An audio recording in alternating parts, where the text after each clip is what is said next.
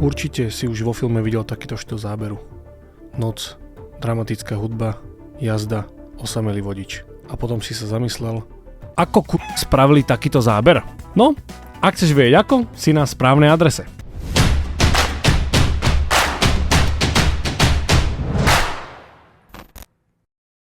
Veľmi v skratke si prejdeme, čo je v balení tohto samotného setu, aby sme mohli sa čím skôr presunúť do exteriéru. Opäť krásny kufrík.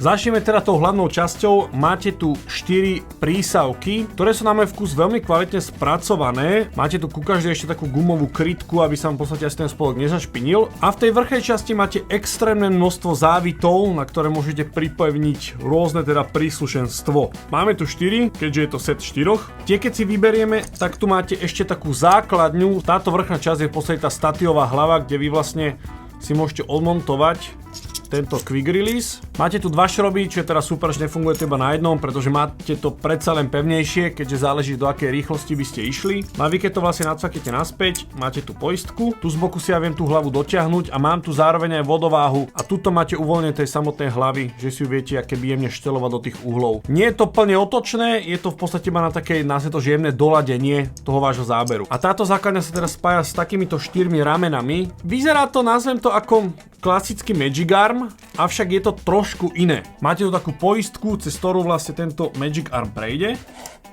Tak. A ja si ho dotiahnem. A do tejto vrchnej časti ja v podstate budem dávať tú základňu. Zacvaknem a dotiahnem. Toto je v podstate systém, ktorým sa to celé dokopy spája. Keďže táto základňa je trojuholníková, tak vlastne pripevňujete tam 3 ramená a to štvrté funguje spolu s týmto na podporu objektívu. Ďalej máte v balení ešte takýto držiak na V-mountovú baterku, pretože pri tom točení s autom je to naozaj náročnejšie v tom, že si neviem predstaviť, že by som celé to točenie musel zastaviť, odparkovať niekde na krajnicu a meniť baterku. Posledná vec, ktorú v tomto balení máte, sú dve oceľové lánka. Keďže výrobca myslel na to, že čokoľvek sa môže stať, neviete, narazíte na nejaký, dajme tomu, silný výtlk alebo prejdete na obrubník pri nejakom točení alebo niečo, tak aby sa vám nestalo, že vám celý set niekde odletí, tak máte tu dve oceľové lánka, ktorým si v podstate môžete tento váš celý kit pripevniť o to auto priamo na tejto základni.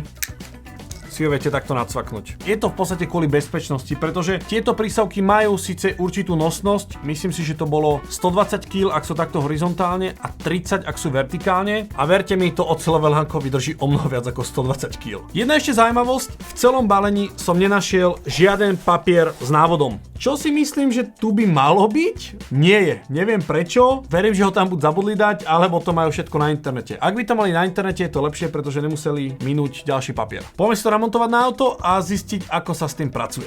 No, takže sme na mieste činu. Máme tu na steli predstavený set. Veľmi podstatná vec, ktorú potrebujete na úvod spraviť, je vyčistiť to miesto, kde budete dávať tie prísavky, aby vám to tam vôbec niečo chytilo. Ideá proste odmasňovač, nemusí byť konkrétne tejto značky, ale proste odmasňovač. Prvý uhol, ktorý by som chcel točiť, je smerom takto na šoféra, kľudne aj cez to predné sklo, aby som si odstranil možno nejaké tie odrazy, tak použijem polarizák. O polarizáku som vám hovoril už v minulých videách, takže verím, že chápete, o čo ide. Na ľavej strane vidíš bez filtru a napravo s filtrom.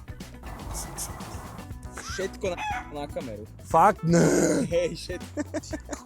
Funguje to v podstate veľmi jednoducho. Zoberiete tú prísavku, dáte ju na ten povrch, kde to vlastne chcete pripevniť a tu v podstate odsávate vzduch. To znamená, že tam vzniká vákuum. Čím menej vám to ide stlačiť, tým menej vzduchu tam je.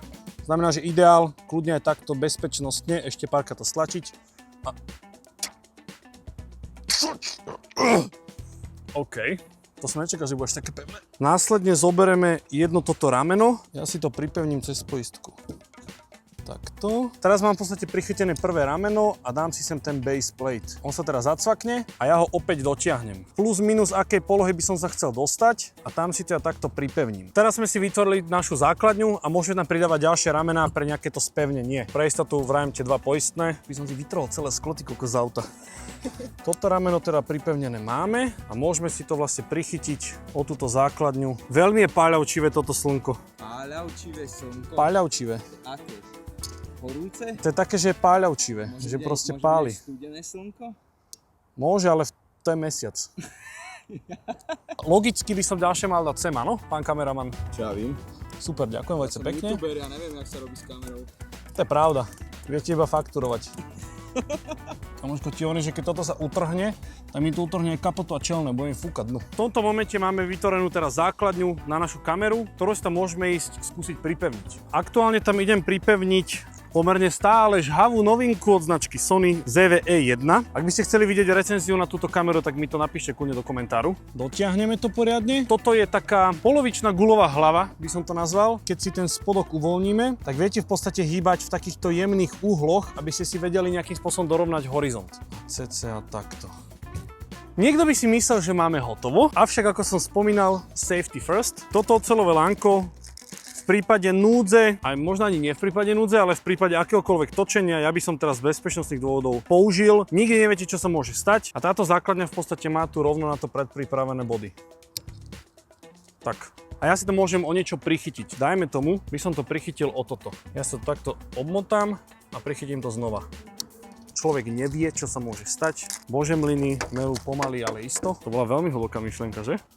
Vy tu máte ešte jednu prísavku, ktorá má tu podporu na ten objektív, čo som spomínal teda v štúdiu. My ju v podstate teraz nepotrebujeme nejak extra dať, pretože máme krátky objektív. Ako náhle by sme mali niečo dlhšie, vtedy tá opora v podstate tam nie je zlá. Pre teda na štartovaní ma odídením už niekde by som si vždycky skontroloval tieto prísavky, či je teda naozaj všetko dá, ako má byť. Áno, nevyfúčal sa vzduch. Dobre, máme to tu. Je to pevne ako hajzel, s tým autom to drží. A čo možno by som ešte doporučil, keďže tento systém nemá v podstate žiadnu stabilizáciu, tak si ju zapnite na kamere. Ak máte nejaký boost alebo niečo, tak to môže byť fajn. Ja kebyže sedím v aute a točím si to sám, tak ja si sem budem pridávať ešte bezrotový obraz. Vnútri budem mať monitor, aby som vedel teda, že čo točím. Aktuálne teda vidíte ten záber, ktorý sme setupovali. Veľmi sa ospravedlňujem, ale nenašiel som správny polarizák, to znamená, že stále tam máte nejakým spôsobom tieto odrazy. Snažil som sa ich eliminovať aspoň tým, že v podstate som tam dal to NDčko, ktoré som dotiahol na maximum, avšak stále vidíte, že ten odraz z toho zrkadla tam proste je. Ten odstrániť momentálne neviem. Na nejaký nočný mood, kde máte o mnoho menej svetla, si myslím, že to bude fajn. Možno mi niekto povedal, že takéto niečo dokážete aj s GoPročkou, však dáte tam jednu prísavku a v podstate točí to. Avšak ako náhle budete mať trošku horšie svetelné podmienky, tak tam sú vám tieto akčné kamery úplne zbytočné.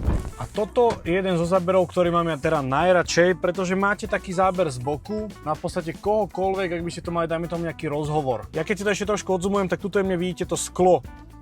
Áno, môžete si to kľudne zoomnúť. A mám v podstate nejaký takýto záber. Nie je to taká plochá vec ako z nejakej GoPročky. Aby som teraz aj veľmi rád skúsil, čo to bude robiť, ak pôjdeme nejakých 80 km za hodinu cca. Teraz sme aktuálne na úrovni 70 km za hodinu, 80 km za hodinu. Teraz ideme stovkou. Mám pocit, že extra sa s tým nič nedieje. Je dosť počuť ten nárazový vietor o tú kameru, pretože to nemá absolútne nič spoločné s aerodynamikou, avšak funguje to. Ja tam mám nastavenú inak štandardnú stabilizáciu, čiže nie je tam žiaden boost. A myslím si, že to akože pracuje pomerne veľmi fajn, aspoň čo pozerám. Toto je pre mňa presne ten štýl záberov, ktoré som v podstate vždy chcel. Ja som točil extrémne množstvo automobilového kontentu, či už to bolo s nejakými novinármi, alebo pre nejakých dealerov, či už nejaký obsah na sociálne siete, poprípade nejakú reklamu alebo niečo. A toto je presne ten štýl záberov, ktorý mi tam v podstate vždy chýbal. Máte narigovanú kameru, ktorú máte pripevnenú priamo k tomu autu a tie zábery proste vyzerajú úplne inak, pretože toto je záber, ktorý je z exteriéru. Ak by sme riešili interiér, tak dáte na sklo v podstate prísavku alebo na bočné sklo a v princípe máte vyriešené, nemusíte tam nejakým spôsobom nič extra nastavovať. Ale tu, keďže sa hýbem v podstate z exteriéru toho auta, tak je to o mnoho komplikovanejšie v tom, že musíte hľadať dobré spoty, kde môžete túto kameru pripnúť.